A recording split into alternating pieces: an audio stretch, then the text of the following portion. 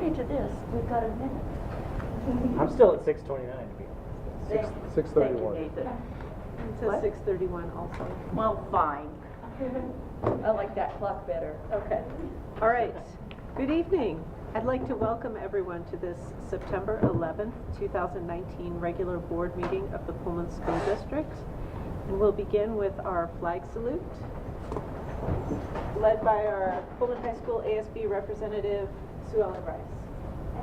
Allegiance to the flag of the United States of America and to the republic for which it stands, one nation, under God, indivisible, with liberty and justice for all. Thank you. Next item on the agenda is the approval of the agenda. Superintendent Maxwell, are there any changes to tonight's agenda? The only change to tonight's agenda is moving up the Sunnyside Student Showcase from number 6 up to number 1 under program reports, so we can make sure they're able to leave at a reasonable hour tonight. Sounds like a great idea. Other than that, no changes. Okay. I move approval of the agenda as amended. Second. Thank you. It's been moved and seconded that we approve the agenda as amended. All those in favor? Aye. All right.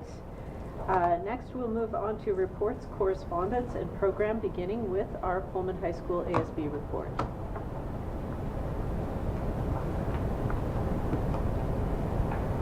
So we've just been continuing to work on more ASB things as the school year goes on and we get into the swing of things.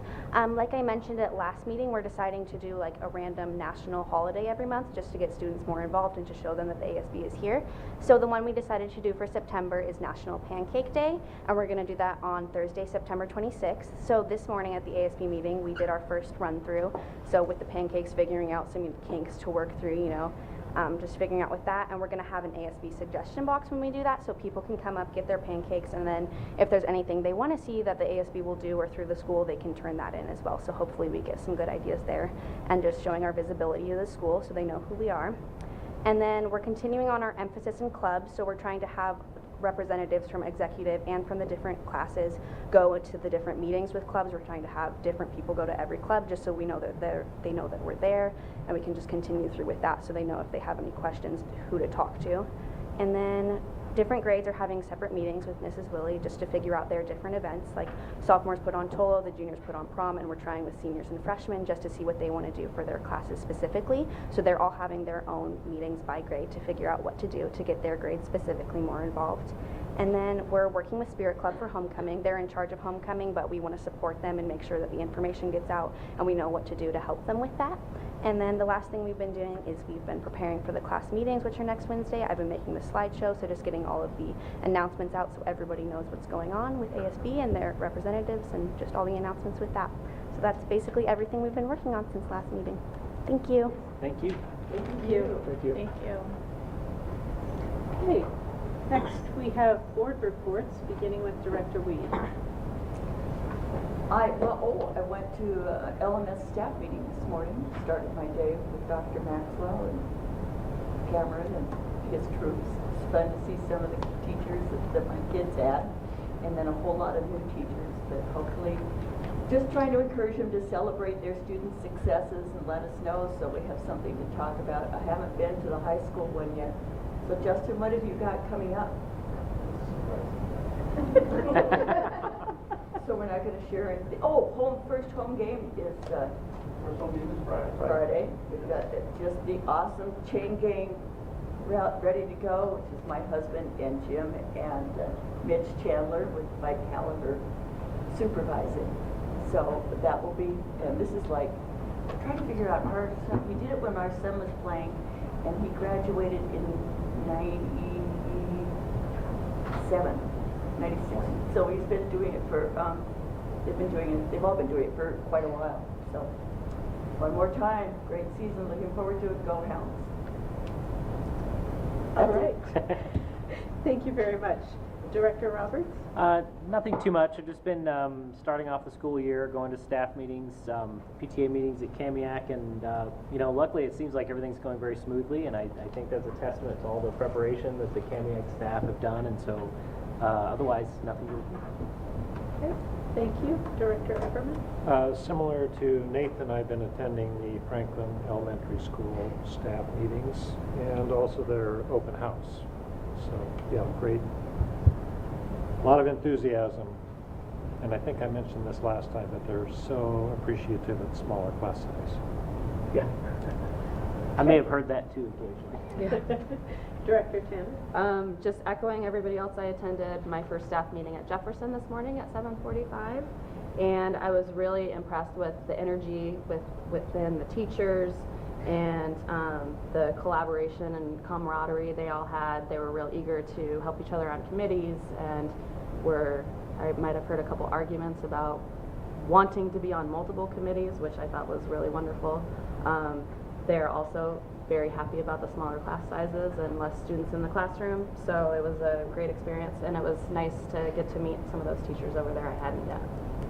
Okay, thank you.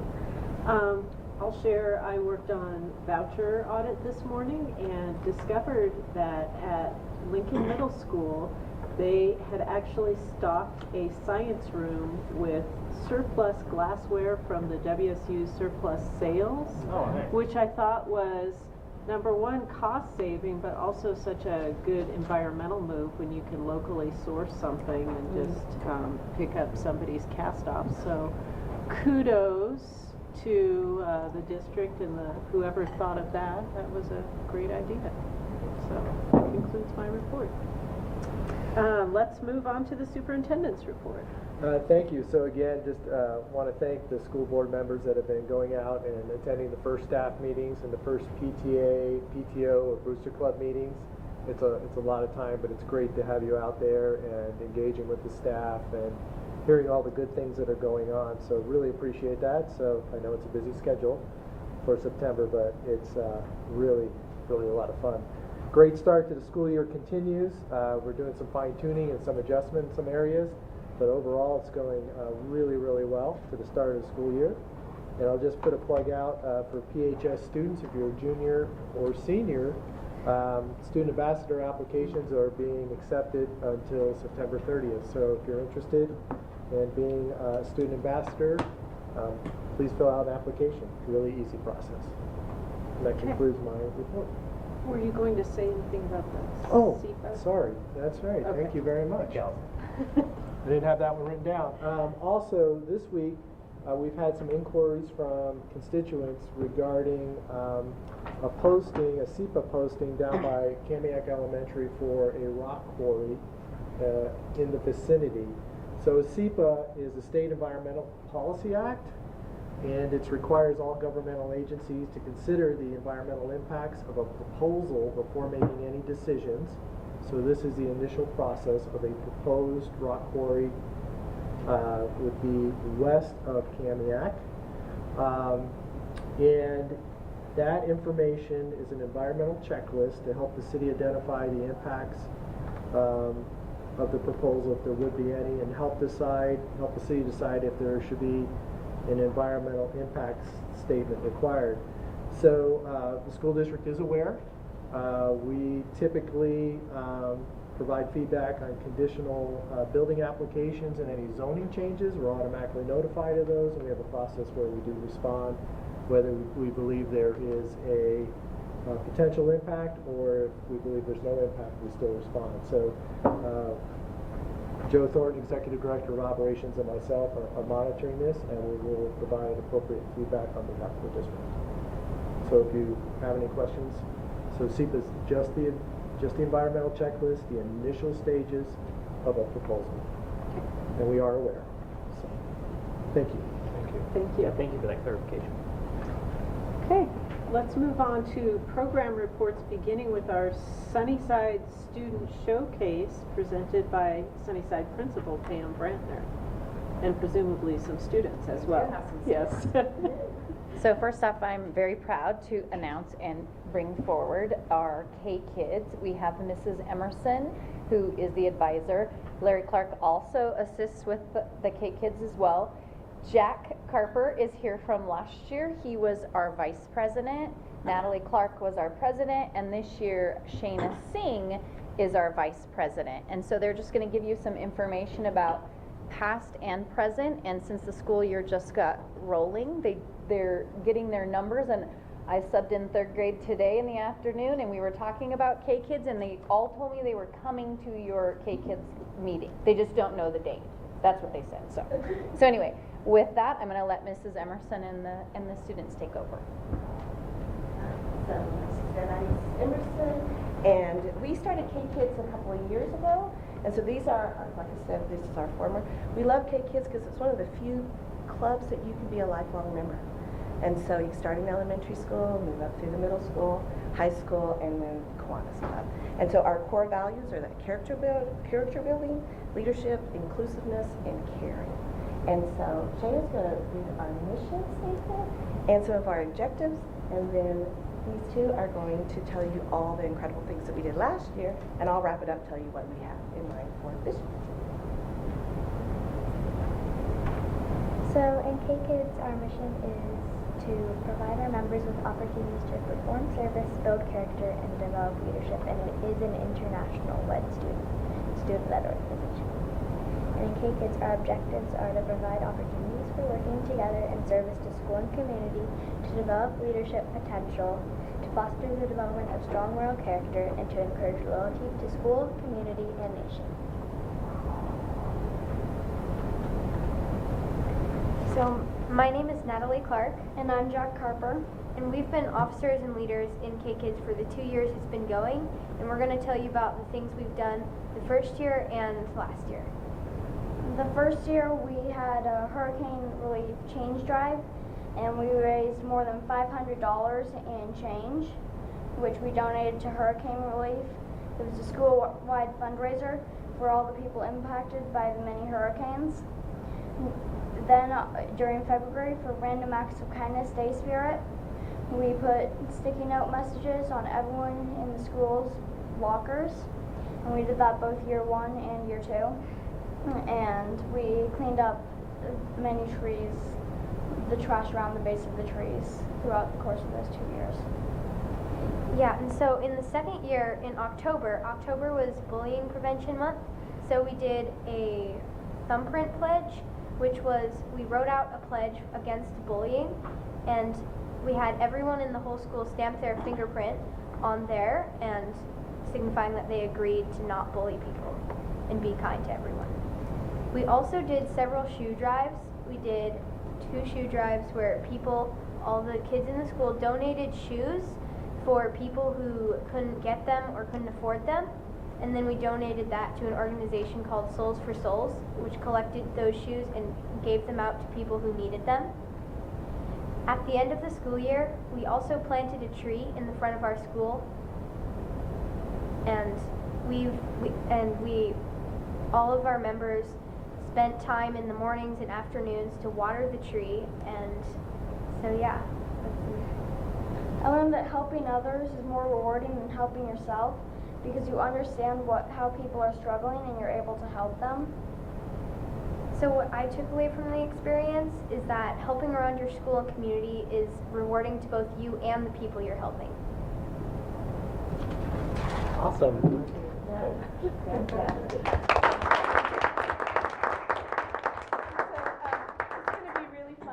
That tree grow as our kids grow. And so this year, what we're going to focus on is the awareness of childhood cancer. And so we're going to be making some posters and maybe creating some backpacks to send to those kids. So that is our focus for the year. Thank you very much. Thank you very much.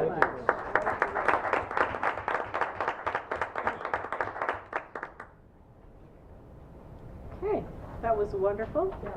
Our next report will also be wonderful, I'm sure. It is the ALE report presented by PHS Principal Justin Polstad.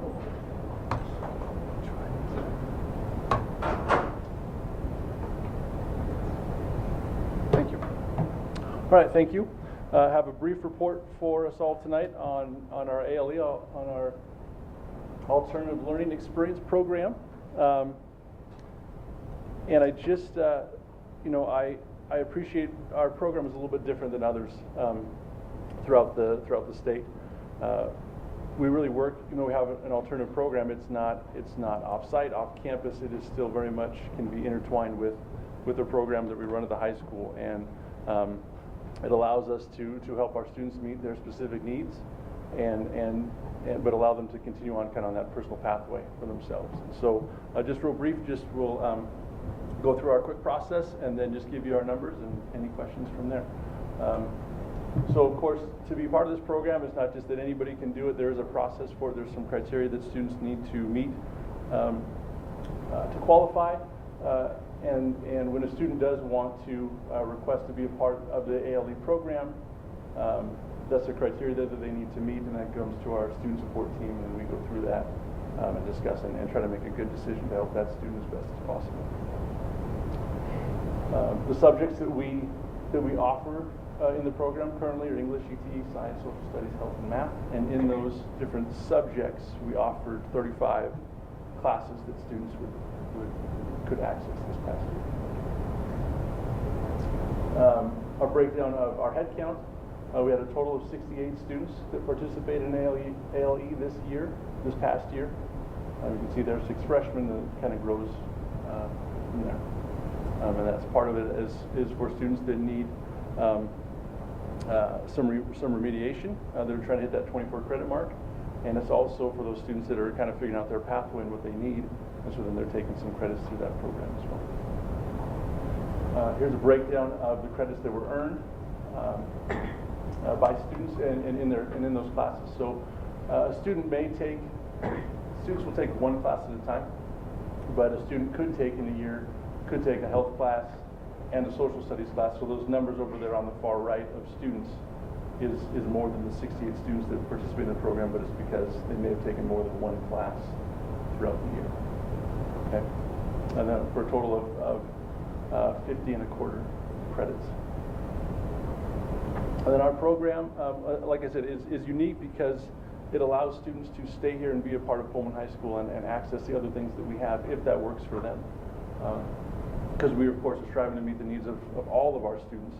And sometimes those needs are a little bit different, but we still want to do what we can to meet all of those needs for all of our students so they can access the program. And I think a big piece to this program that we need to remember is that we had 36 seniors that met graduation requirements by accessing this program. So it's a big important piece of what we do. Any questions? Does this program run through the summer, Justin? No, it typically does not run through the summer. We offer summer school that students can access as well. Yeah. All right. Okay. Thank you. Thank you for coming. Yep, thanks. The next report is the summer school report presented by Assistant Superintendent Roberta Kramer.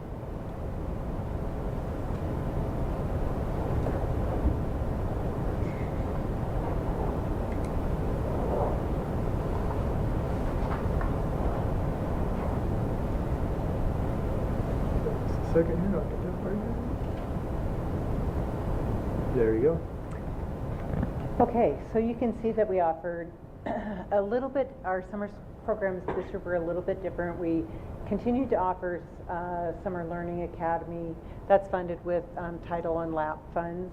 And we had 4 staff members. We had 17 students, so our student to staff ratio is very low, and that's our goal. Our goal is always to keep that low so that they can get the support that they need, and it's designed in our district for students that are in 3rd grade that have not met standard in reading English language arts. So that's what our focus is. And we can also have students that may not be making the progress as English language learners also be a part of that program, but that's rare that we do that. In addition, there's a high school credit retrieval program here at Kelso High School. Wonder where that came from. That was only about 20 years ago, maybe even 25. But that at Pullman High School, and so we had 10 students. There were 9 classes passed. Summer school is not always real attractive, but I am pleased that we have 9 classes passed. That part is critical. In the past, we've kind of struggled because kids want to kind of like extend it, keep extending their due date. And this year, they really tightened that up. That's likely why there weren't 10 classes passed. But we're excited that students have an opportunity to retrieve credit in the summer, and we pay most of that cost with our Learning Assistance Program, or LAP program. And then we run an extended school year for students who qualify for specially designed instruction, and we had 2 teachers, a second teacher that taught at the middle school level, and also one that middle school and high school, and then an elementary teacher. The difference this year is in the past we've offered a program for our English language learners that's separate, but after meeting with our advisory committee, looking at our data, we felt like it was most appropriate instead to put those funds into a bit of a summer academy for teachers. And so we structured some real intensive professional development for staff that chose to at Jefferson, because the numbers of English language learners was going to increase there this year. And so we were really excited by that. They participated in a summer school type of experience and are implementing those strategies and working really closely with Isabel in that implementation. So that is a change from what we've done in the past. So I'm happy to answer any questions you may have. This is just context, but so you said that most of the funds for summer school are paid through LAP. Does it cost students anything to take summer school? No. It doesn't? No. We don't want that to be a barrier, and so we don't, in the past we may have charged, but we currently do not charge. Thank you for the clarification. I had a question on the 4th grade students. That program, you said 17 who were currently at the level 1 or 2 range. What proportion of all students who are at the level 1 or 2 range participated in that? I would say that that's less than 25%. Okay. And we present that opportunity for all students. And this year we worked really hard to get that information out earlier. Every year that's a challenge because we're waiting for our last data pieces. But sure, because you don't know who is a level 1 right. or 2, and then you have to. And we want that to be accurate. Right. And so a lot of families have. It's a challenge for them to commit to the 3 weeks. Sure. And sometimes we have had kids attend for a couple weeks. Our preference is that they attend for all 3.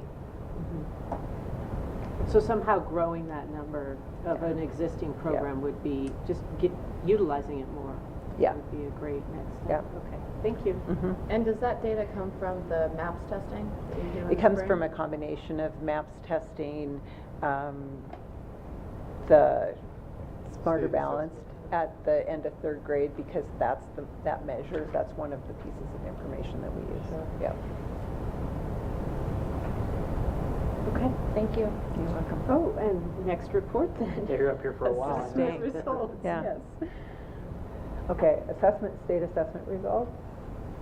Okay, I put that at your table. It looks like this, and the reason is because when we open it up on the screen, the numbers are quite small. So what you have before you is a 5-year report, but I want you to focus on this last school year, 2018-19, and because we don't have state standards of measure for the K1 and 2, you look at 3 through 10, and I think the first thing that sticks out to me is all of the green. All of the green indicates that we are above the state average in every area, which is very pleasing to see. Okay, it hasn't always been the case, but it's one measure for us. So it provides us with that information.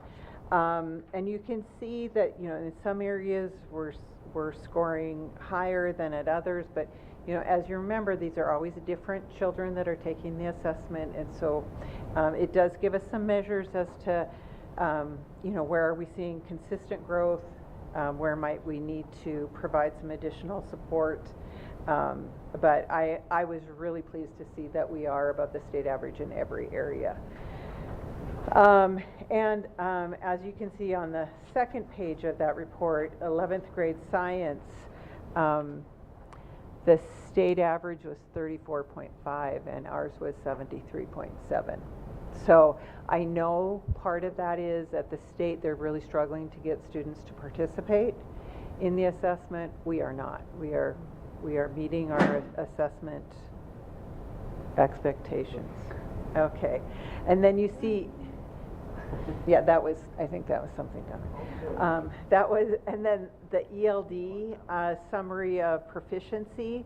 The interesting thing, and I'm going to call, this has to do with the entire thing that we're presenting, just in the last 2 days, the state has released new data, and when they release new data, they shut off our access to previous year's data.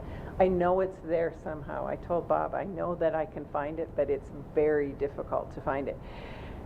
Not sure why, but they've changed the report card. They've changed what they require us to report. And a lot of it is around that accountability index and the achievement index is what they're calling it. So we're trying our very best to compare apples to apples, and so in ELD we're able to compare proficiencies.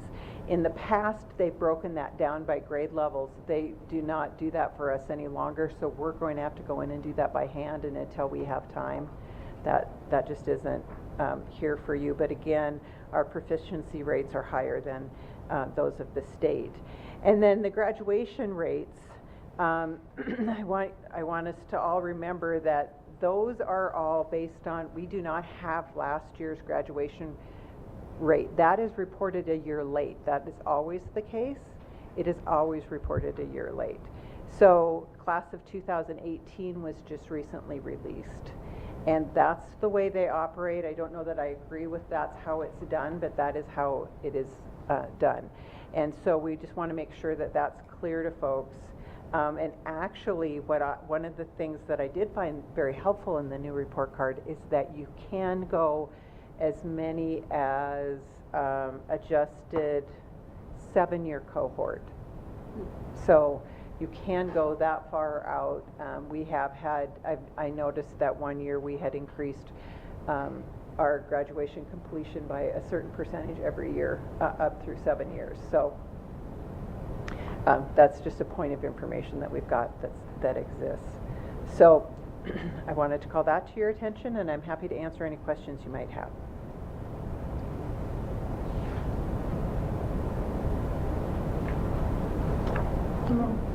Appears there are no questions, so let's move on to your professional development report. Okay, well, it is my pleasure to introduce to you Johnny Stevens and Grace Grow. They are going to share with you a professional development report. Now, one of the things that I asked them to be is succinct, okay, to stick within a timeline.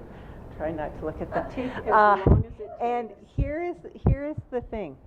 It is very difficult because it is so comprehensive and because they do so much that it is really exciting for them to share, but also very difficult to keep it really tight and concise. So welcome, Grace and John.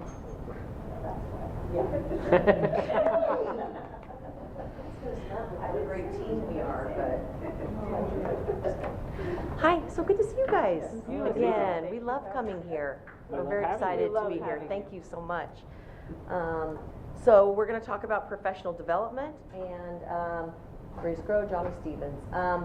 We start our professional development by identifying needs, and we base those on a lot of different resources. And we're excited we do surveys, we look at Dibble's data, we look at current practices, best practices, we look at the standards, we look at new programs, and we of course look at smarter balance, but always with the students at the center, and best practices for how to help support them. In the ways that we provide professional development are listed there. So our professional learning days, job embedded, which is ideal because it's in the moment, we quickly response. Coaching, monthly after school topics, PLC topics, staff meetings, book studies, TPAT, ESP offerings, outside agency or experts, and grants are a few ways that we provide the professional development. Where we're going to start is we try to go in a calendar order. So this is for last year's professional development. And one of the things we start with is new hire induction. We do that for 2 days. Last year, we had 32 new certificated hires. And That's a lot. 17 of them were new to the profession. Wow. And we lost one to marriage. She moved because she got married. And we lost one because her husband's in the military. But everybody else we retained. Nice. So that's one of our accomplishments, and we feel proud as a district and supporting them. 2 days of best practices, going over systems, building relationships, any way that we can support them. Really, we're bringing in experts in to talk, and it's just a really great time for them to start building that community for themselves and who they can reach out to. Then we moving on to our professional development days. So these are the dates of last year. There's one that's missing that was added, which was Monday the 27th up there. But those are the 5 that we had last year. We had 2 days before school last year. The first day, Vince Martinez came in, and very excited to say he really talked to us a lot about the elements of culture and what that means, and the results pyramid, and really explicitly talked to us about, as you know, experiences and beliefs. And that was really exciting for us to first get introduction of. Then Jay Marie also came in and really talked about moving from good to great, and how communication can be at the heart of that. And I know you all participated in the Open Johari window and things like that, but that's what were some of the big ideas from those 2 communications in the first 2 days. Then he came back again, Vince did, in October, and this is where we had a chance for a really amazing collaborative process where we came up with our cultural beliefs in a collaborative way that we felt everyone was represented and had a voice, and these really strong beliefs that became a foundation for us that we could all believe in, and just this idea that we are all the district was something that was been reinforced again this year, but that's what we came away with. So then we're moving on to our that would be our third good day. Fourth good day. Sorry, special. And these are all the areas of what we had. We try to do breakout sessions, kind of like a mini conference. And one of the things, we had 6 outside agencies that came in, and we had 3 in-district leaders that participated in the teaching. So we had everything from anxiety to STEM to math, to guided questions to Pacific Education Institute. I mean, you can see what it is up there. I'm not going to go through everything, but some really great stuff. And something that we want to continue this professional development. So when these in-district leaders take the challenge of teaching adults, we really have to celebrate that, because we're in this for teaching students. Teaching adults is a whole different ballgame. So celebrate those. Then March 15th was another one. This was interesting because we had 13 in-district leaders and 4 outside agencies. And it's really nice to be able to hear from different perspectives. So it's nice to get those outside agencies in. And it's also nice to have in-district leaders, because we need to celebrate what we have. And in a lot of those in-district leaders, it was really great because they were teams of teachers. Yes. So, that's not it's other teams of teachers, but these are some other PD that we have in those days. So differentiation, we had quiet spaces that Stephanie and Katie did from Franklin, and it's just some really great stuff. When I asked the teachers, and Johnny and I asked them and say, hey, what do you think of this? Most of them are like, yeah, I'm willing to do that. What are you thinking? So again, we need to celebrate that.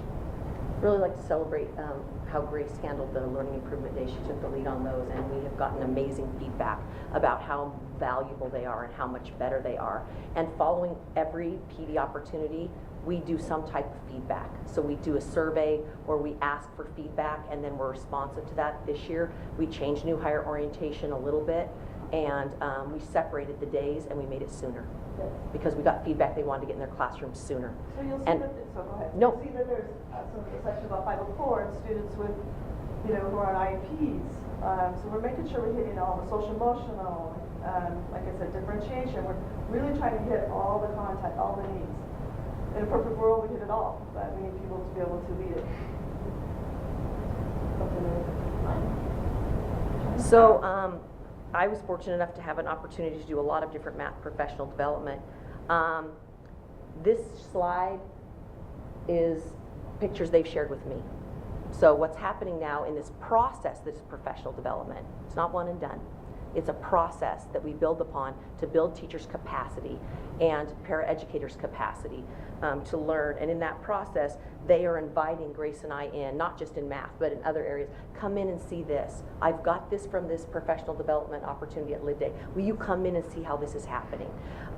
So it was really easy for me to get some pictures for you because I just looked on my phone. They're texting them to me or emailing me.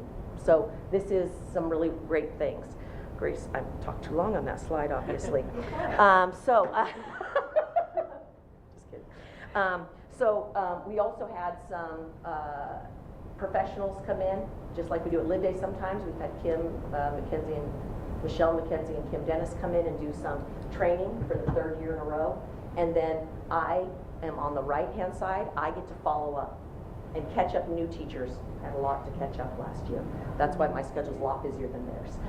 Because we had a lot of new hires. And so I wanted them to get the maximum benefit from when they went with Kim and Michelle. So I had to meet with them first and give them that foundation. And then it's kind of an ongoing process based on their years of experience. Core Plus paras at each building were supported with 4 2-hour sessions in big content ideas. The Core Plus teachers got together and evaluated their students and their program and said, hey, you know what? We need to be able to support some 3rd and 4th grade students this year, and we need some instruction in place value, underlying ideas in multiplication and division, fractional understanding. So we developed a program, and I went in and did this with their paras. And at first I did get some, resistance and like, oh, I don't know if I know how to do this. And then it became, hey, I have a student that this is going on. Can you come help me? Paras are saying this. It was very exciting. They're saying, how can I support these kids that I'm working with in this classroom? And I would go in and model for them sometimes, or listen to them sometimes, and give them some ideas and resources. These are some pictures of some of the other things they're doing, and one thing I'm really proud about this is on the far bottom right corner, that's Lincoln Middle School, and I have been able to extend my reach into Lincoln Middle School and Pullman High School, and I'm very excited about that, and getting great feedback from those teachers as well. On the bottom left and above that are both teachers that were new, that I worked with before they were with Kim and Michelle, and this is some of them doing counting collections and then a choral count, which they did a great job. Go back, please, because I have one more thing to say. I love this top center picture. This is a group of educators at Sunnyside Elementary School who, I'm a consultant here. I'm out here. They are running this themselves around counting collections and how do we train each other. So I just felt like that was kind of fancy. So I wanted to share that with you. Coaching was something that I originally was doing on a consistent basis, and Grace and I both have learned a lot on how to be better coaches, and a lot of that came from her experience with BEST that she shared with me and then I became a part of.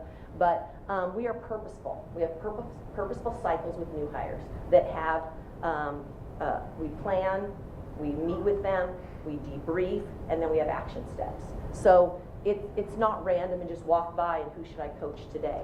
As a matter of fact, Grace and I now both feel like that when we go in buildings, we have teachers and paras coming up to us on a pretty consistent basis asking for ideas and feedback, and hey, can you come by my classroom?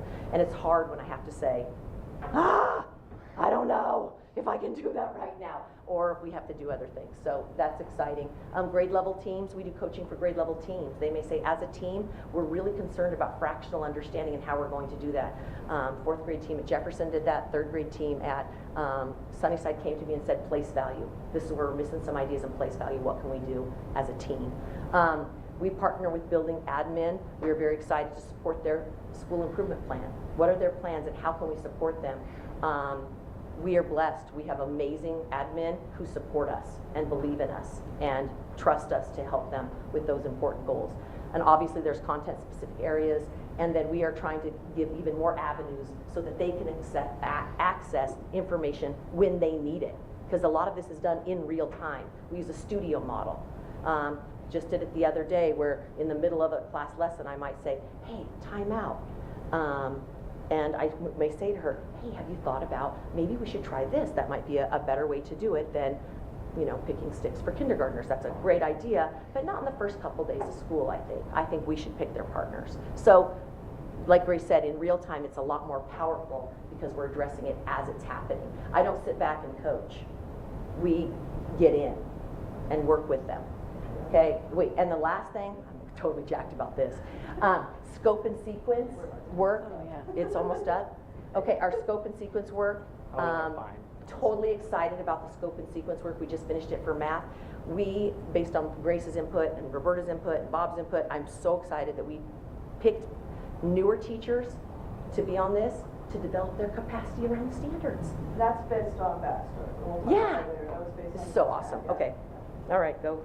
Okay, so I'm kind of a rule follower a little bit, so our 10 minutes is up, so do you guys want us to? Yes. No, keep going. Yes, Okay, please. Okay, so another way is, of course, we support with assessment, which is SBA MAPS assessment with a kid when teachers or parents say, hey, we're not sure what this kid knows right now or what the issue is, so we come in and support about how to do those interventions and what that looks like, how to collect that data, how to read the data.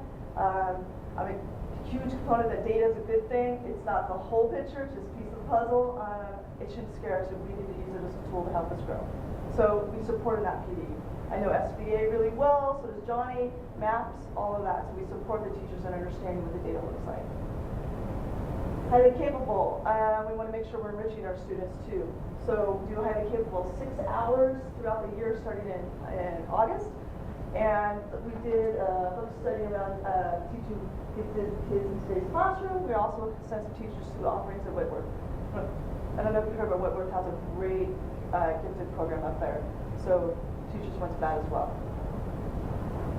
ELL, professional development, Isabel, she's fabulous. One of the things she did is book study under cultural responsive teaching. She did some secondary PD around basics of secondary language and overall strategies. That was hit towards just secondary teachers. And then she does her SIOP cohort, where she meets with teachers who want to be part of that and learn what that model looks like. And she does a great job of that. And then she does some coaching around that as well. So teachers say, hey, I want you to come and watch some of the stuff I implemented in my classroom. What is SIOP? You know what's funny is that I knew that was going to be asked, so I wrote it down so I make sure I remember. Yeah, Sorry, operation. because it doesn't seem to go. Go ahead. Sheltered instruction observational protocol. Okay. What it is Very good. just, yes, I made sure I wrote it down though. But I was like, so really what it is, it's a research-based best practice instructional model for students who are in ELL to help support them. It's been proven to be effective. Yes. So that's what we're using. It's a nationally recognized Yes. instructional model. Yeah. And Isabel is excellent. She's fabulous. And At really, it. some She of knows. those strategies are great for all kids. So Yeah. it's just a really great instructional model. TPAP training, we had our first tonight with new teachers right That was before fun. this, so that was awesome. We do 9 hours of TPAP throughout the year, and that's in collaboration with Eric from ESD 101. ESD 101 is very supportive of Pullman School District. We built a really good relationship with Eric and Diana Harrington. Really just their knowledge is deep, and we make sure we reach out to that. So we obviously talked about the framework and how, yes, it is an evaluation tool, but that's not what it was meant for. It's about reflection and growing. and that's where we start. So we have our first one today with Yeah. new teachers. It went which is really great. well. That's great. Based on our work with Diana and Eric, they asked Grace and I to, if we'd be interested in teaching a classroom management course at ESD 101. And so that's on here because I want you to know that we're committed to continual learning as well and increasing our own capacity to help teachers in the district. So Grace and I both are more comfortable now actually teaching classroom management type topics and the relationship building. And Grace is involved in, right now at Lincoln Middle School, a system of training at their staff meetings to do that. And we've done that at other places as well. We also were able to go to Kids at Hope with Jim Bruce, and that has helped inform our instruction around socio-emotional and trauma PD, which is a big topic in almost all of our surveys that teachers are asking for that kind of stuff. So we feel more informed to be a resource. We will continue to look for other resources, but we can be those for more people in our district based on our training. I'm going to talk Kids Hope just for a second. It's one of the best professional developments I've had in almost probably 20 years. It's about leading with empathy and dignity and how we need to make sure that we make connections with kids first. So That's where it kids, starts. instead of Kids at Risk, it's Kids at Hope. And it's actually some systematic and explicit ways to move kids towards hope. Really exciting stuff. And then I just wanted to go over the fact that I feel really great this last year about how we committed to some para-education and that these people care about their kids, and we gave them an avenue to ask questions about how to continue to develop their students. So these are some of the things that we did. So last but not least is the BEST grant. I wish it's a BEST grant. BEST grants from OSBI. It's a grant that helps support us with first-year teachers and second-year teachers, providing them with professional development, providing them release time, providing them with the mentors, mentees, being able to go to different things that are for first-year or second-year teachers. It's incredible. I wish it could go from first to 5-year teachers, but that's, again, in a perfect world. So, and we learned so much from it. I mean, about how to, we had a wonderful coaching conversation today at the high school, and so many best things came forward where that person said to us, this is what I noticed, this is what I think I need to do, instead of us telling them, do this, this, and this. So it builds a capacity both for the mentor, because they have to learn how to be the mentor and have those critical conversations. So it grows their capacity in their practice, because we don't want people to get there, but we don't want to tell them. We want them to get there with us leading them. So why tell me more about that? And there's training that they go for that. And if you can articulate that in your practice, then it makes you understand your practice better. And asking why sometimes. This is causing a problem. Well, why is that something that you do? What is your goal with that activity? And it makes teachers, what is the goal with that activity? What am I trying to get? Are you trying to get this? Do you think there might be better ways to do that? You know, so it's exciting. So thank you, but I forgot a couple. Right response training, clear training, staff meetings at different schools, teacher leaders in the school bring up content and then they present it, and then threat assessment training. I probably forgot some others, but that's a year in a nutshell. And so much of it is in response to individual requests. We can allow questions if there are any. Yes. Can you, You guys are incredible. Yeah. I wish I had your energy. so has your title changed? You used to be TOSAs. Are you still TOSAs? Yeah. But it's a permanent Permanent TOSA? position. Yeah, so, How is that? That's what I don't understand. How can a permanent be a temporary? I just think it means teacher on special assignment. Meaning Okay. we're always going to be a teacher. That's where it starts. Okay. But this is our time. This is what we cover. and Okay. the positions that we have are permanent. Permanent, The okay. positions are permanent. I'm Got you. not permanent. Well, Okay. I am, but not as a TOSA. And what that means is we've identified as a district that this role is important. Yeah. And it really is. And I'm proud of us for doing that. I'm proud of us for investing in it. And I'm proud that we've been given 3 years. Roberta asked me how it was going this year, and I go, we're killing it. Because, I mean, didn't I? Roberta was like, okay, tell me how you're doing. Yeah, it's like any job, or when I was a teacher, I mean, when you switch grades or when you do something, we're just feeling better and better about our effectiveness and being purposeful and targeted and focused and our ability to help. Yeah, and I want to make sure that we understand that the professional development is not just all Johnny and I. No, This is just. not even close. So I want to Every make sure job we is- celebrate the district for this and all the people that are involved in that. We do some of it, but we also are building the capacity for others to grow and feel comfortable doing that. And again, it's different teaching students compared to adults. And I do think the cultural beliefs help support that, and a lot of things that we've done as a district have put us in a position where we look really good. No, but you know what I mean? It's not just us. And humble. Well, yeah, well, I know. She did say to me, "You're killing it." I go, I just want you to know I'm positive. I'm not, well.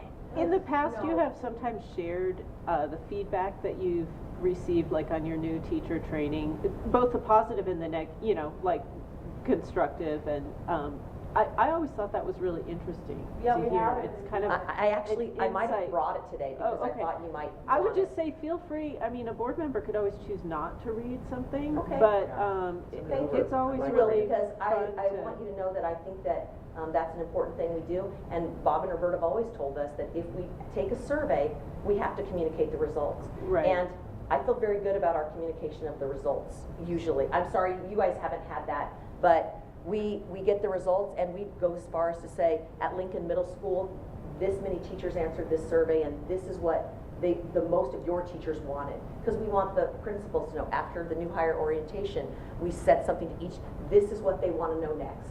And this is one of our new teachers. So you probably, those are mailing lists to teachers or individual buildings or something like that, so the board wouldn't Yeah. be looped in, so. Well, and I just- will tell you, sometimes I don't know what to overwhelm with or not. I mean, you ask for emails from me, ask Roberta. Then you want to get off of them. So, I'm just, Bob too. Bob. No, Bob. Like Allison said, though, we can always not read it. Okay. Yeah. But it's nice to have. Okay, you I got would it. say for sure. Because Yeah. we have lots for you to look at. Nice. Yeah, we really do. It's good stuff.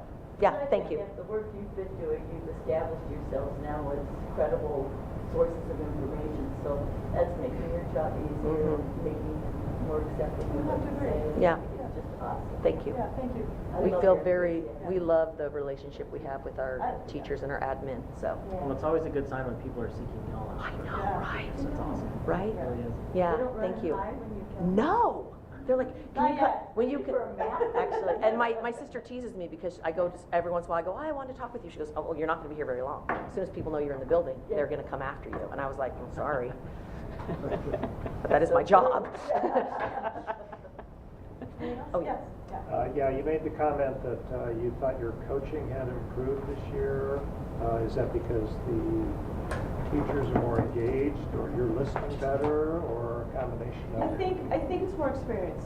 More experience. I think the Mentor Academy, which is what Best had provided for us to go for training, and then listening to our admin, I really take in what our admin are talking about, how to help teachers get them directed. It's just really about learning, because Johnny and I don't have our admin credentials, so that constructive talk, and try to get people to get there on their own, but they need supportive, but then without saying, hey, this is what I do, because that's not real coaching.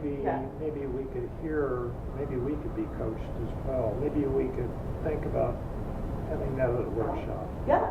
Love it. Yeah. Because I think mentoring is something we need to all do.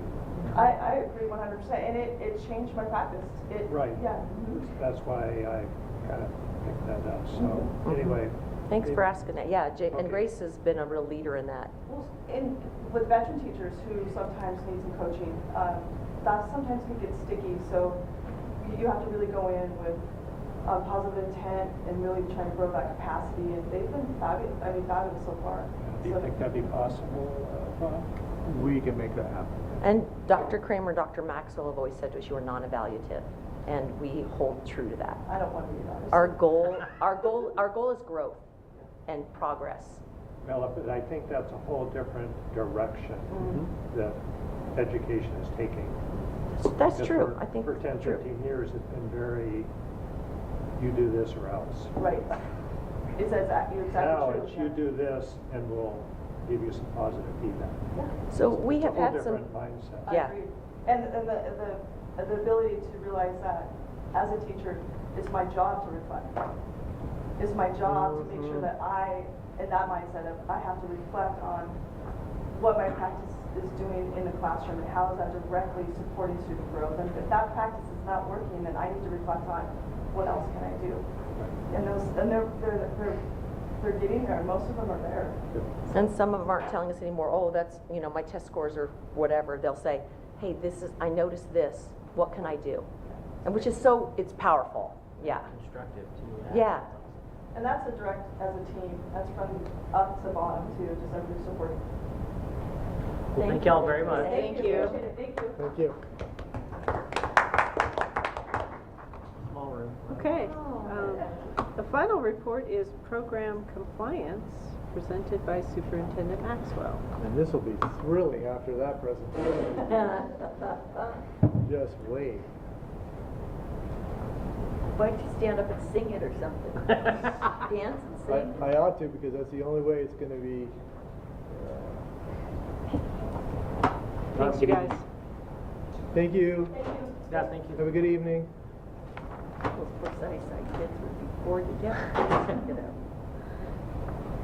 I'm just so sorry the kindergartners weren't here to see this one. All right, so this is our annual program compliance report. So I'll kind of go through at a perky pace. I know you've had an opportunity to see this, but there are, I believe, 13 of these that we report on. 12, sorry. So appropriate measures taken to safeguard all student and school district permanent records. We filed the state retention schedule and destruction schedule as well. We have updated policies and procedures in place. Provisions are made for supervision of instructional practices and procedures. You heard about that in this report, the TPEP. So Johnny and Grace provide, as well as Eric Wolfram from ESD 101, as well as Building Paradise and Roberta and myself, TPEP training for teachers, and we review that extensively, and we also have that as part of our collective bargaining agreement and in policy 5240. Current basic instructional materials are available. Required course of studies, you get to see the CAC minutes. Also, we do have a curriculum development and adoption instructional calendar and cycle, and we'll be focusing on ELA and math at the elementary level this coming year. We just wrapped up science from the past 2 years. 3 years, sorry. Thank you for the correction, Dr. Kramer. Program of guidance, counseling, testing services maintained, and of course we follow the state assessment schedule, as well as we have a district assessment schedule that we use to help make decisions, and you actually got to see some of that in Johnny and Grace's presentation as well. Learning resource program is maintained, and we have the special education lab Title I programs are in compliance with state and federal regulations. We are audited each year and every 5 years with a major audit to make sure that we are in compliance, and that 5 years coming up. It is this year. This year. So stay tuned, that's a lot of fun. Physical facilities of each building are adequate and appropriate for educational program offered. As you know, we have a pretty comprehensive facilities plan, maintenance plan, and prevention plan. It's overseen by Joe Thornton, Executive Director of Operations. We also do walk-arounds beginning at the end of each year and the beginning of each year to make sure that any safety issues are noted and then they're prioritized to be addressed. And I also added, tonight you're looking at the passage of a resolution for a bond to renovate Lincoln and upgrade HVAC systems at 3 of the existing elementary schools. 7 is adequate provisions of health and safety of all students in custody of the school district. So I talk a lot about our health staffing, our district nurses, and the supports that they provide to our students. So we also make sure that we access resources from ESD 101 and specialized contractors as needed. Current policy statement pertaining to administration and operation of school district available online and in each building's administrative office, including but not limited to policies governing school building, classroom visitation rights of non-students. All those policies are available on the district website. Number 9, we comply with all federal, state rules and regulations. It does not discriminate on the basis. We also make sure that we have our non-discrimination statement on all essential documents. Number 10 is within each school, school principals determine the appropriate student discipline is established and enforced. School principal is conferred with the certificated employees in the school building. That is done at the beginning of the school year. They go over all the discipline rules and regulations. This year we're in year 2 of the new laws and regulations regarding discipline, and you've had a chance to look at those policies and procedures. And we'll be bringing those back with some last minute changes from the state. Thank you very much, the day before school started. So I won't spend any more time on that because you're going to see them again. Written high school graduation requirements and rules have been adopted, and you are going to see that review at the next school board meeting. We also have a policy 2410, which you see several times throughout the year typically. And 12 is equivalency among all schools, teachers, administrators, auxiliary personnel, equivalence provisions of curriculum supplies who receive Title I. This is specifically for Title I, and there is a formula that is used that we must follow and get approved in order to distribute and allocate resources. So we can't just do whatever we want. There is a formula. That formula we submit to the grant system, and they approve that. Any questions on program compliance report? I know it's not exciting as It's very the last straightforward, Bob. presentations, but It's very straightforward. all right. If you have any questions, I'm here all night. So, all right. Okay, thank you. Next, we'll move on to the visitors section of the agenda. This part of the agenda is for anyone wishing to speak before the board, either as an individual or as a member of a group. Visitors addressing the board will go to the microphone and state their name and address prior to presenting their information. The board will listen and may offer clarification, but will not discuss the topic at this time. The board may consider moving the topic presented to a future meeting date as a discussion item. Please keep your comments civil and respectful and limit your remarks to 3 minutes. Individual speakers may not give their time to other speakers. And we have one speaker signed in, so I would invite Beth Bicklin forward.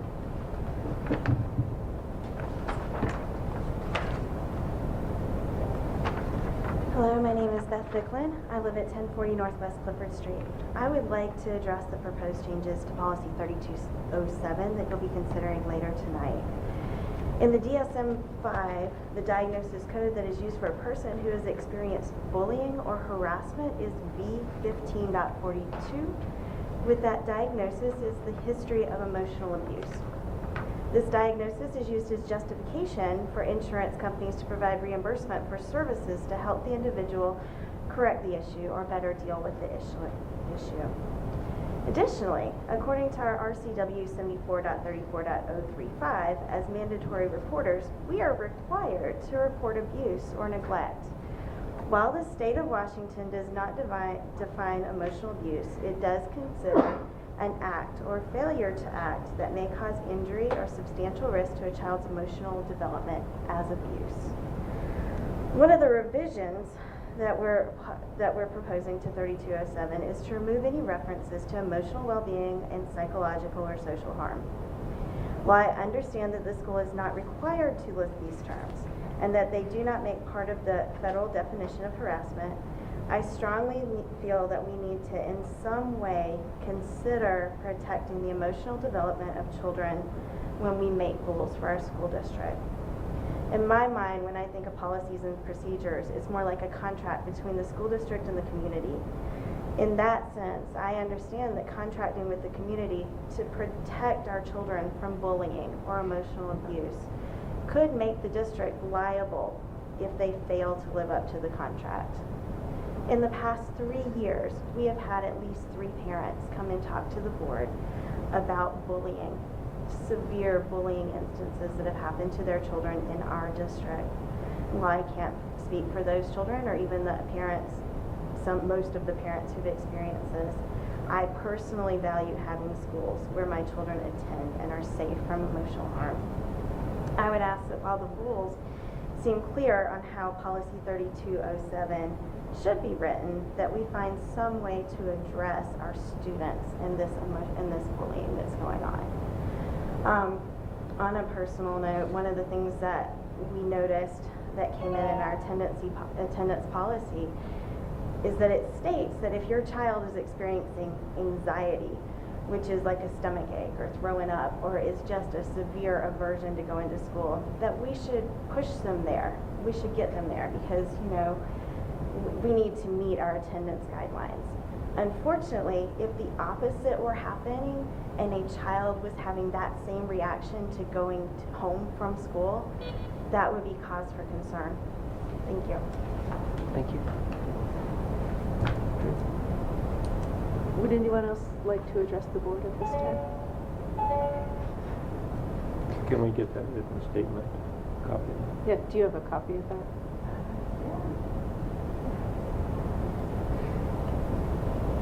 Beth, if you can give that to Shannon, she'll include that. Thank you. Thank you, Beth.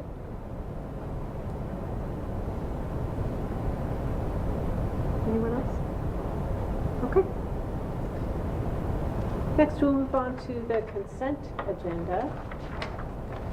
To expedite business at a board meeting, the board approves the use of a consent agenda, which includes items considered to be routine in nature.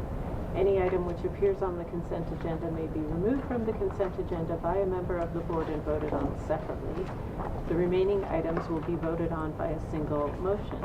Tonight's consent agenda consists of minutes, personnel report, professional and personal services contract report, overnight field trip requests, warrants, transfer requests, ASB fundraisers, new ASB club, and I think records destruction. Okay. On the other side. Yeah.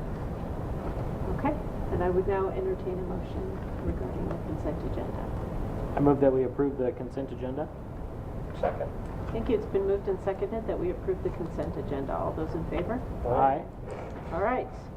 Next, we move on to action items. There are 4 this evening. The first one is Resolution 19-2003 bond, presented by Joe Thornton, Executive Director of Operations. Oh, and Diane Hodge and Bob Maxwell. You're all on here. So first of all, I want to compliment Bob and Shannon for coming up with the idea of the Capital Projects Advisory Committee. I was not thrilled with the prospect of doing a committee through the summer, but it turned out to be a great process and a great way for us to get some really quality guidance and input from the patrons as to where we should be going with this. At the last board meeting, you had a presentation from us as well as members of the CPAC to come to you with a recommendation for a bond for work to be done at Lincoln Middle School, as well as some HVAC improvements to the elementary schools. Questions? The one thing we do want to emphasize is that the current bond for the work done in Lincoln Middle School in 2003 and 4 retires in December of 2020. Correct. So this would be a bond that would essentially replace that. Not technically replace. Not technically. Not technically. That's why Diane's up here. He said essentially. Well, I just want to clarify. So currently our bond rate in 2019, so stick with me here because I can go all over the place. 2019, our bond rate is $2.78. So that's how much the taxpayers are paying currently in 2019. If we were to maintain that same rate, our assessed valuation didn't increase at all, the LMS renovation would possibly cost us 8 cents per $1,000, per $100,000. So the total new bond per $1,000 would be $2.86 versus $2.78. Now, of course, if we increased based upon a 2% valuation increase, those numbers in 2021, when this bond would become effective, instead of $2.86, would be in 2021 approximately $2.67. So if we have to look at this current year because we can't anticipate growth in the assessed valuation, even though this current year it increased 5.79%. If it just remained the same, it would be $2.86. So 8 cents above what we're currently paying. Does that make sense? Okay, because I'm a visual, so I have to actually show you numbers on the board. That would be the no growth option. The other option is that we're going to continue to grow. Correct, correct. And the other option would be 267. Right. That would be the no growth, no increase in property value. Would be the option. 286. Right. Yeah, it needs to be, I think people have gotten the impression that it's just 8 cents per thousand, and it's an additional 8 cents per Correct. thousand. I mean, A yeah, thank you potential for 8 clarifying. cents per Yes, thousand. but it's taking this, the current Lincoln bond, Yep, making it into a new bond that's carrying Yes. on at that rate plus Yep. 8 cents. yes. Worst case. Worst Yeah. case scenario, yep. Right, but some people were thinking it's only 8 cents per thousand. Yeah, that's a fair and point. It's 8 cents per thousand more than what is currently being assessed. Oh, Yes. We'll be clarifying that in future presentations as well. yeah, I've had questions. And the analogy, when I've had some people ask me about it, the analogy I've used is almost as if you're a homeowner and you pay off your mortgage, and now you decide, you know what, the mortgage is paid off, let's borrow some money to do some more work on the house. It's kind of like that. Right. Okay, I'll buy that. You'll buy that? Because I'm Second selling mortgage. it. Because I'm selling it. Okay, good. Is it okay to make a motion? Oh, wait, yeah, go ahead. Do you have more? So, this is the first thing that we're voting on, that's the resolution So- 1920-03. So we are asking, so the CPAC recommends that the board approve an election in February 2020 and resolution 1920-03 for the purpose of authorizing the sale of unlimited general obligation bond in the amount of $15 million to finance the renovation of Lincoln Middle School and update the HVAC systems of the elementary schools. That's our recommendation. And included in this is the official ballot statement, right? So that's what we're Well, voting. that's what we're proposing. Oh, Well, we have our way we're going to get that. It has to be Oh, approved by okay, the auditor. okay, It has to be approved by the It county. hasn't been, Yeah. I thought it'd been vetted, it hasn't been vetted. No, they won't get that until probably, I don't know, we'll probably submit it in November, is what I would like to do. My guess is Diane will get her way. Well, you said there was similar language in other districts, so Yeah, you could point so to that and they say it use was. We should be able to use it. I move approval of resolution 1920-03 bond for Lincoln Middle School renovation. I will second. Thank you. It's been moved and seconded that we approve Resolution 1920-03 bond for Lincoln Middle School. Is there any further discussion? Hearing none. All those in favor? Aye. Is anyone opposed? No one is opposed. Thank you. Thank you. The next resolution is 1920-04 enrichment levy. Support, I don't know. Okay, so this is for the $5.3 million enrichment levy, formerly known as the Maintenance and Operations levy. This is a replacement levy. So we did have our technology levy built into this, so currently our Maintenance and Operations levy is $5.5 million. We're reducing it to $5.3 million due to legislative changes, and we're moving that tech levy back into capital projects for $200. So both of those levies are replacement levies. And I just want to, I do want to say that, let me find my sheet here. When we went out for approval in 2016, when we went out for the last one, the community approved $2.75 for that 5.3 million, because we didn't get the 5.5 until 2019, was $2.75. When we go out in 2021, it's going to be $2.25. So that just shows you, even in 2019, our current collection, the community approved $2.75. It's really actually about $2.42. So, you know, just to show you that because of the assessed valuation increase, those are considerably reduced. But that growth. last one was Yeah, included and the growth. technology, didn't it include the tech levy?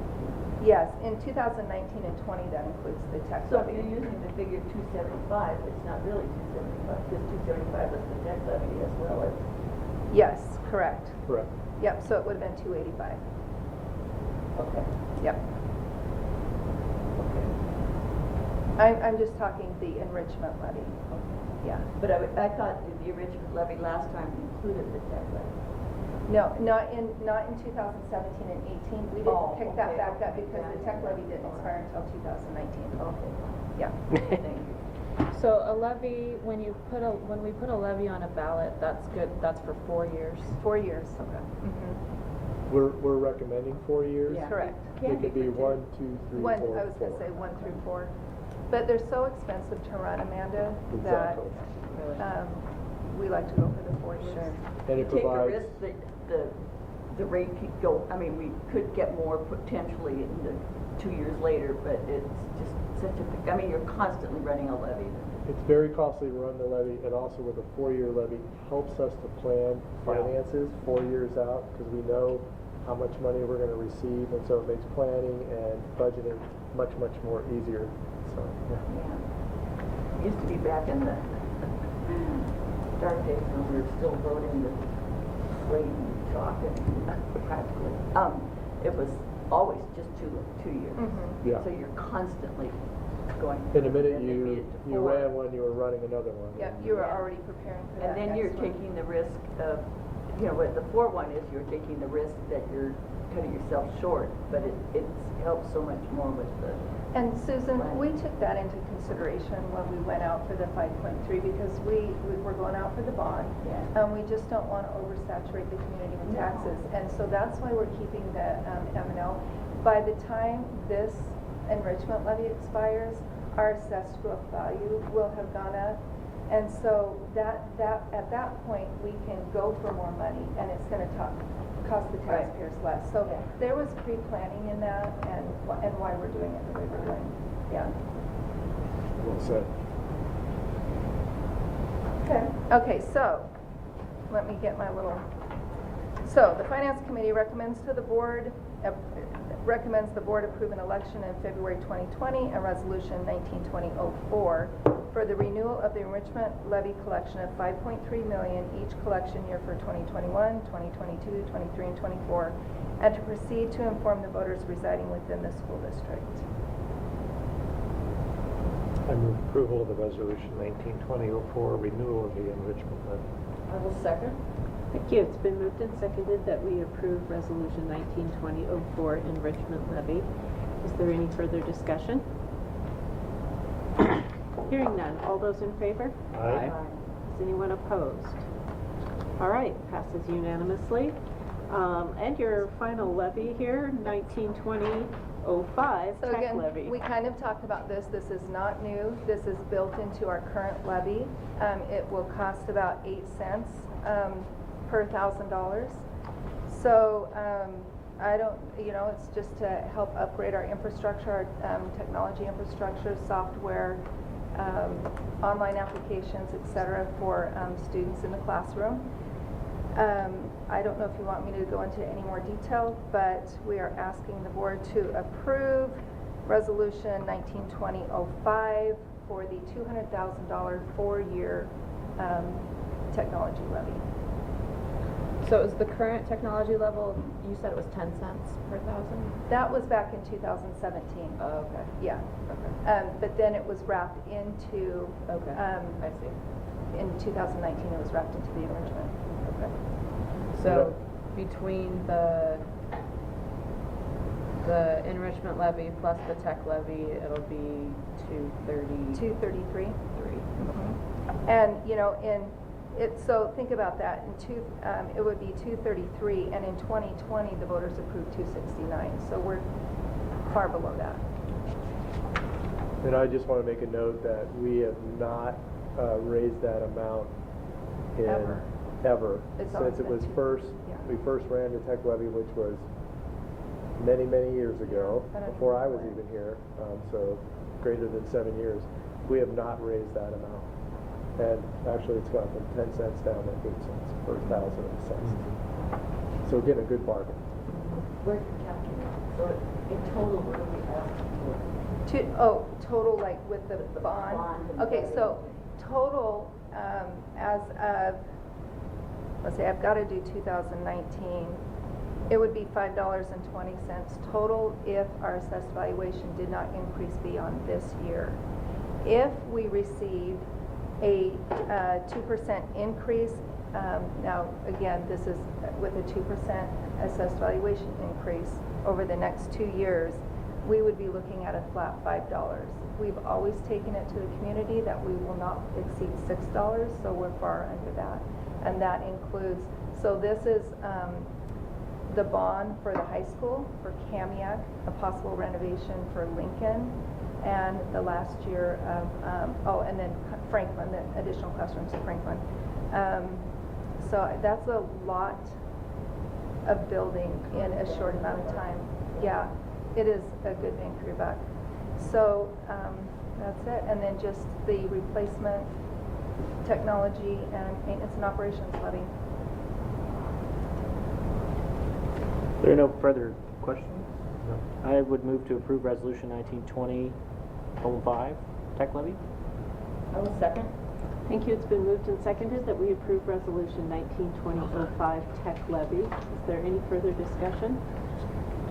Hearing none, all those in favor? Aye. Is anyone opposed?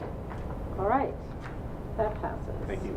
Thank you Thank very you. much, Joe, Diane. Last action Thank you, Joe. item this evening is Policy 5200, General Provisions for Unrepresented Classified Staff.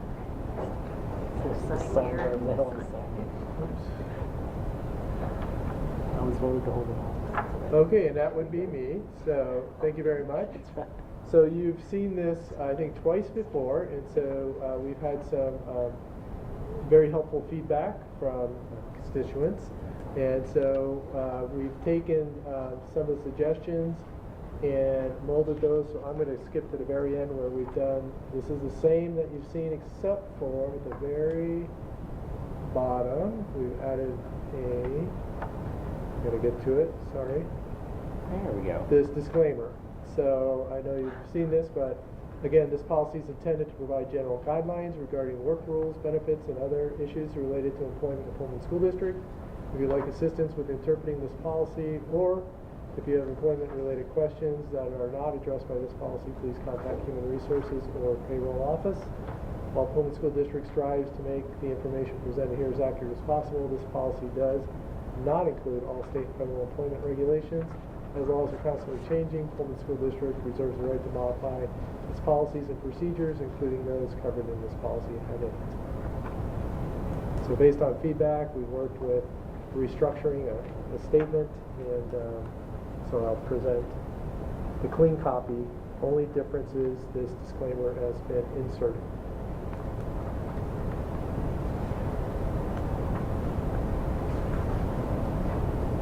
I'm happy to answer any questions.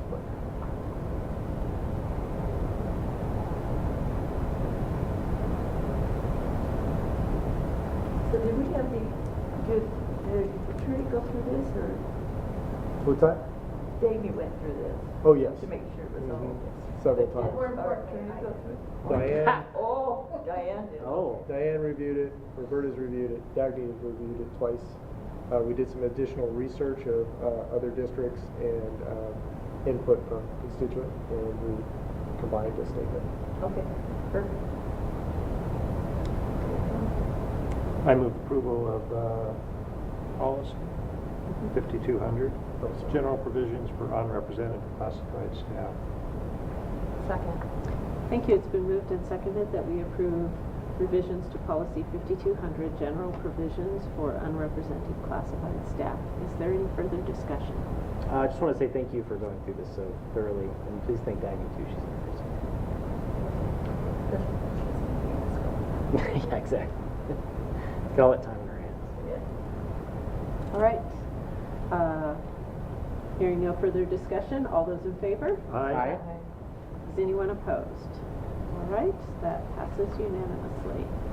Thank Next, you. we have one discussion item this evening. It is Policy 3207, Prohibition of Harassment, Intimidation, and Bullying, presented by Assistant Superintendent Roberta Kramer. So this policy comes before you as a result of policy update from WASDA. As you know, they vet all of our policies and procedures. And so based on their recommendation, my recommendation is that we consider this language. And you can see that part of it is some of the changes in trying to keep up with what's going on in our world. So the way that electronic, just noting electronic communication cleans up some of the other components of that. Okay. Wasn't sure what the hand signal was, but I got it now. Okay. Also points that they are separate but related behaviors. Sometimes they both, more than one can occur at the same time, but we have to consider them as separate behaviors. And that the accompanying procedure differentiates between those, but the differentiation should not be considered part of the legal definition. And that, again, this is from WASDA trying to make this tightened up for school districts. And then a piece of the training is that we do have specific training requirements annually.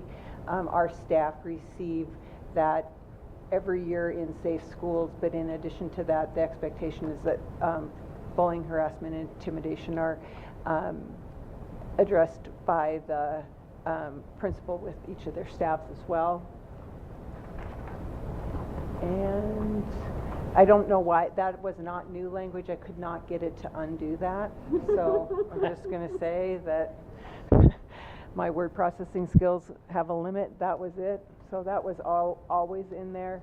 And then the retaliation adds that a student cannot be retaliated against for participating in an investigation. And then finally, that the compliance officer will participate in at least one mandatory training.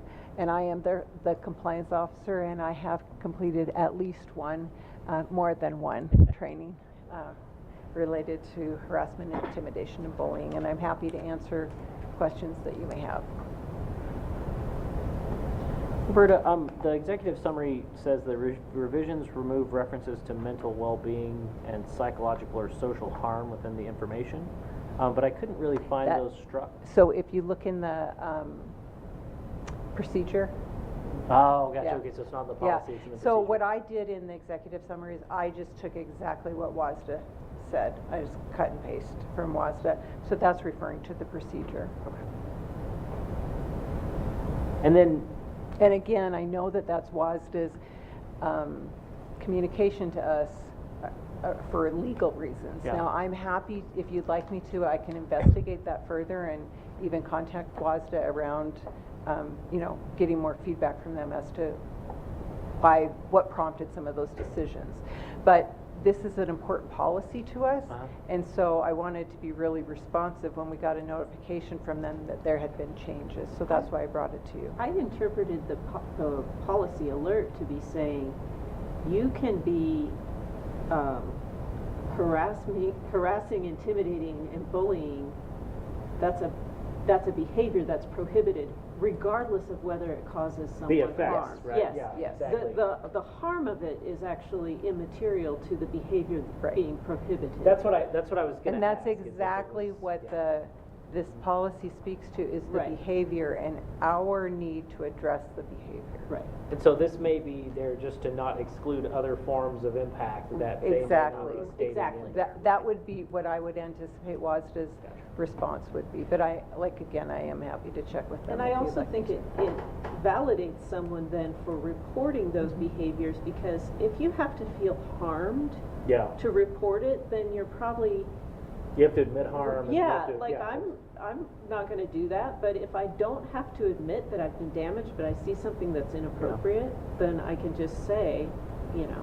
Yes.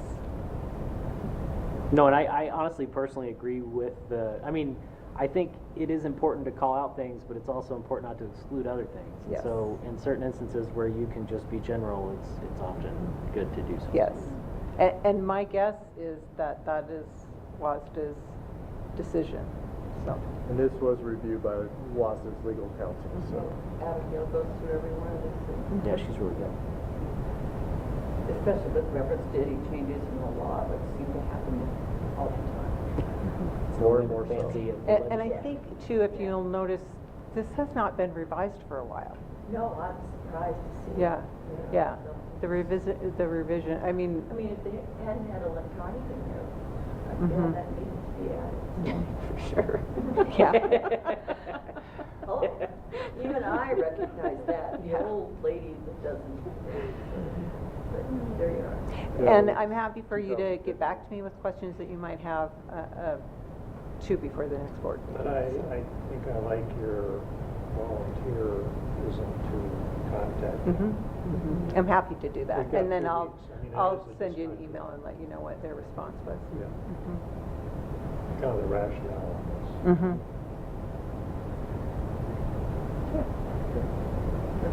Thank you, Roberta. You're welcome, thank you. All right. The next part of the agenda is informational items. Informational items do not require action or discussion by the board. The items are included in the agenda for the board to review and may be moved to the discussion items section of the board agenda by any board member. Informational items may include board procedure updates and non-substantive policy updates. Tonight's informational items are board calendar, administrative requirements, updates, the Pullman Promise Priorities Goals Success Indicators, procedure for 3207, prohibition of harassment, intimidation, and bullying, procedure for student discipline, and the 2019-2020 PHS handbook. Does anyone want to bring any of the information items up for discussion this evening? Not seeing that inclination, so if there are no objections, we will now recess into an executive or closed session. No, excuse me, we will not. I just was. Sorry, just kidding, we are gonna have Is one. that, okay, then We are, I want you to yes, note I the would now time, entertain a 8:02. motion to adjourn. One thing, Bob, is it possible to see the final draft on the student handbook? It is there. It should be there. Yeah, That's happening tonight. yeah. Would you like a hard copy? Please. Okay, I will get you a hard copy. Thank you, Shannon. Okay. Was there a motion to adjourn? Quickly, just what are these? Could you just? These go- are your, get you if into you any would sporting care events. to attend sporting events and be, help supervise, that is your pass to get in. Oh wait, so I heard a qualifier there. Help supervise. No. Okay, roger that. Supervise me. So attend with caution is what you're telling me.